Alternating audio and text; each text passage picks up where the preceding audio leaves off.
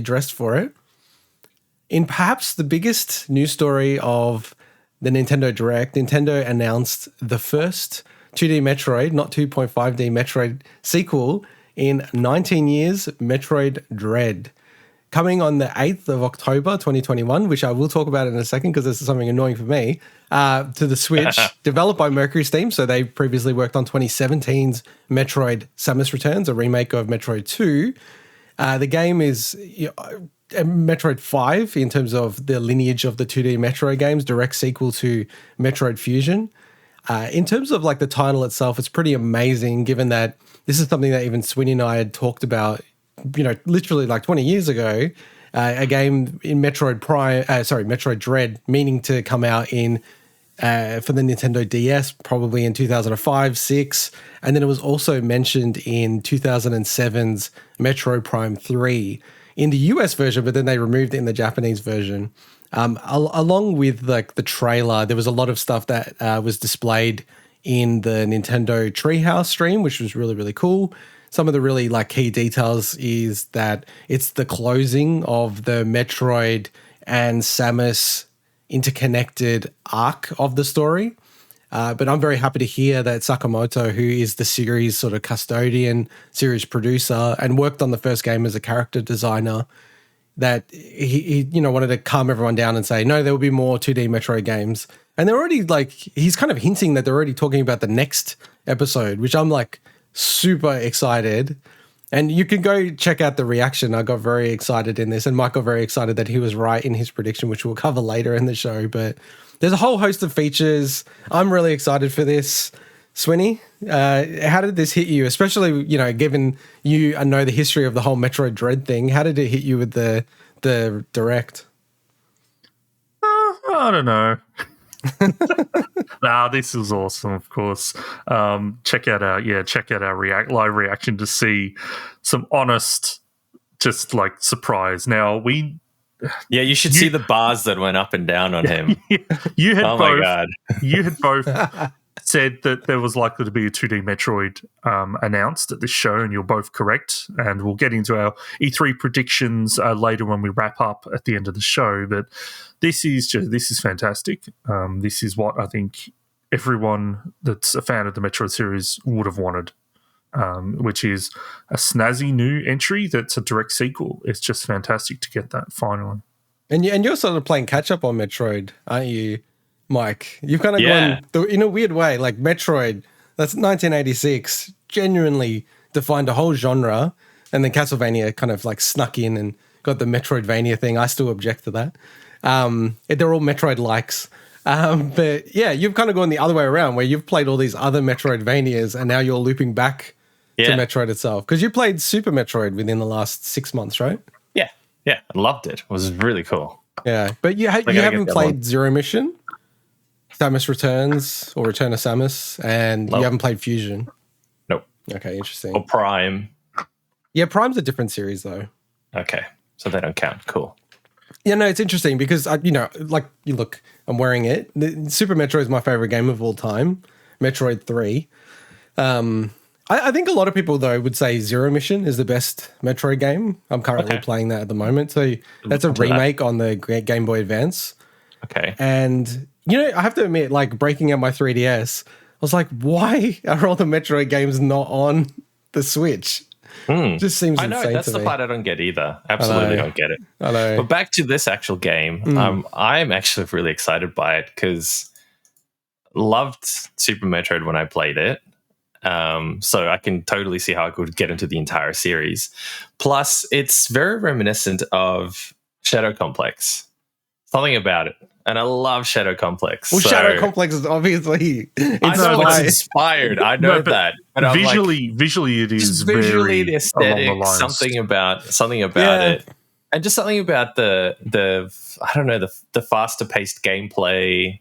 I don't know. I think it'd be really cool. I'm really excited for it. Oh yeah, it's gonna be. Unfortunately, bloody hell, I don't have the ability to buy one this year. So we should talk about this. So you can't buy it because you've got your stupid. I do a games podcast and I'm not going to buy any games for the year. Like idiotic. I'm just going to go through the backlog. And then with me, I've bought the special edition. I've gone crazy. Of course The you did. Amiibo, 50 Amiibos, everything, just in case one of them doesn't come. Like, I've gone insane, right? And then I put it in my diary. This is what I do. You guys know that I'm a bit of a freak with planning and all this other kind of stuff. Yes. So I put it in my diary to pick up the game, right?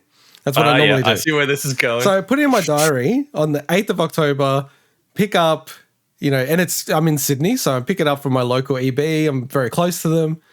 And I put it in, and then I look above the entry, right? Like 2 hours before, flying to Melbourne. And I'm like, wait a second. There's like zero ability for me to pick this game up.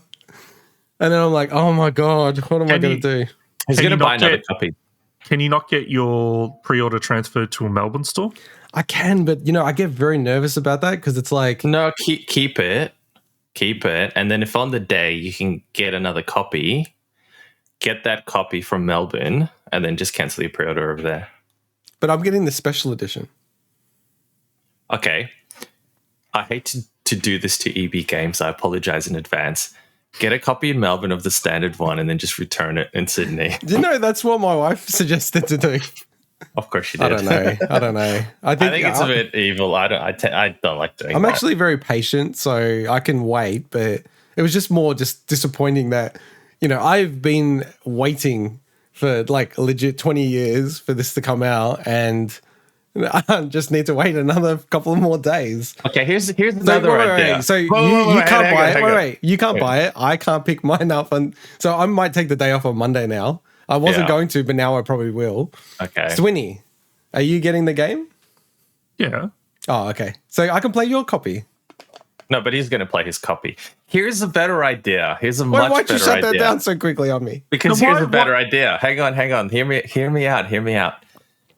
My birthday will be coming soon enough. Nah, it's How November. about you guys get me a copy? It's November. And then you can just play that copy while you're here. Mike, how about you just play it when you leave? Mike, why don't you just buy the game? I'm not allowed. I made myself a promise. Why are you not allowed? I made myself a promise, so now I'm trying to scare my friends out of getting me a copy. If you make yourself a promise, trying to work around that promise that makes Look, it I tried, pointless. and Game Maker Garage was easy because it wasn't a game. Game Builder Garage. I like how you're correcting me last week. Now I'm correcting you. Garage. Sorry. Anyway, we're obviously all looking forward to it, and I might have to break my just give it up if you're going to break it in the future. Promise. No, I'm not. I'm just going to see. I want to see what it takes to break it. Okay, all right. Let's keep talking about this. Getting back to Metroid Dread, which, as I said, I'm super excited about it. It's just some of the things to call out that, because Metroid Fusion, I do love that game. That's kind of like a 9 out of 10 game for me. But there were elements of it that I was a bit like, it didn't click as well with me. And number one is, with Super Metroid, it felt very open. You never was really corralled into doing things. There is kind of a set structure. You can, break the game as well and skip certain portions. But, it didn't ever feel like do A, do B, then C, being told what to do. And obviously with Fusion, the way the story was structured and the way the game was structured, it made it feel more linear. Like you had Adam and it was sort of directing you, which was like the ship computer, directing you to do A, B, and C, and then unlocking, your suit and things like that. And it was really exciting to me. And it was kind of a bit, you have to read between the lines, but even in the treehouse, they spoke about Adam being in this game, but they were very explicit to go, but Adam is just there to tell you lore, not to tell you what to do or to direct you to do something. And I'm like, I know what you're saying. I know what you're saying. I gotcha. And the other ones, because, if you watch the stream and then watching the VOD afterwards, the game looks really smooth and everything, but I think it was like 30 frames per second. And it did get me a bit nervous because Samus Returns on the 3DS was running at 30 frames per second, which is suboptimal. It never felt like bad. It was pretty solid 30 frames per second, but they've already confirmed that this game's going to run at 60 frames per second. So I don't know. It just, everything to me is pointing in the right direction. Were there any other call outs that you wanted to make, Swinny?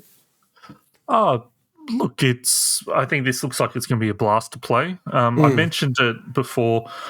I think that it is I don't think they will, but I hope that they clean it up a little bit visually. I think it's just knowing that, you know, seeing games like the Prime series and stuff, this just to me there's elements of it that just look a little rough. It looks like a up-res 3DS game, but I understand that if they're using the same engine and everything. So I'm super excited. I just hope that maybe it's just the areas that they're showing kind of don't come across as well, you know, as when you're playing it on the actual Switch. So I do know what you mean, though. I wonder if that's also the engine, but also just to keep it at 60. Possibly, I don't know. They must have had a balance to try to get the performance as well. I'd much rather keep it at 60 and at that fidelity. Don't get me wrong. Yeah. And look, handheld mode, I reckon you'd be impressed when it actually comes out. It'd be fine. I mean, Samus Returns looked cool, you know, and that was on 3DS. So. Yeah, look, and I don't necessarily disagree. Like, you know, my dream would have been this being a 2D sprite game. But, I understand why they build it like this. And, you know, they do take advantage of some cool stuff in terms of the lighting and those kind of effects that look really cool. And then also, you know, if you watch the treehouse, you can see that there's sequences in the game itself that change the axis of the camera. So it's sort of, you know, going to the 3D perspective and like more like a 2.5D, you know, gameplay style. The other thing is, like, and they did say this in the treehouse, that they're not showing all the biomes in this game yet. So, like, they showed a bit of a lava one, which looked really different. And it did sound like they're going to really have lots of different environments. It's also, like, the game's a bit different because you start from the core of the planet and move your way up. So it's they did mention that, I remember. Yeah, it's kind of interesting. You know, I had some theories about, like, what's going on. Look, I don't want to, I guess, spoil the story of Metroid Fusion, but there is some stuff around DNA and, you know, the X-Parasite. It's okay. It's been 20 years. I'm sure. I'm not a believer in spoilers. I'm just don't spoil it. I haven't played them yet. Okay, I object to this, Swinny, because the thing is, do we really have time to talk about this? No, we don't. No, well, you mentioned it. You brought your little statement out, so I just like you trying to take game spoilers from 20 years ago. Let's have our own treehouse for the podcast and talk about it offline. Yeah, look, so, you know, and these Emmy robots, they're research robots, and they do something. They said in the direct in the treehouse, they extract DNA from unknown creatures. So, yeah, look, it's got to be something to do with that from a story perspective. So, the only thing I would say about those robots is I don't know how to feel about it, because what I liked about some of those games is you can take your time, you can enjoy the area. I know it adds a certain gameplay element to it, but it also adds a bit of anxiety having to run around through certain areas. So I'm hoping that it's a temporary thing and then you can come back to those areas when those robots aren't there and actually enjoy it properly. Yeah, so I kind of dislike that in some games when you rush through things because you're constantly being chased by something. Yeah, so because I had the same concern as you, because if you just watch the direct, it wasn't to me very clear where the Emmy robots come into the picture. But watching the treehouse, what it is there's this almost like pixelated doors that you enter in, and that's an Emmy zone. So that whole zone, that's where the Emmy robot is. Okay. And once you so they even showed in the direct and in the treehouse that you can kill them, these robots. Okay. And once they're killed, I believe like they're gone forever.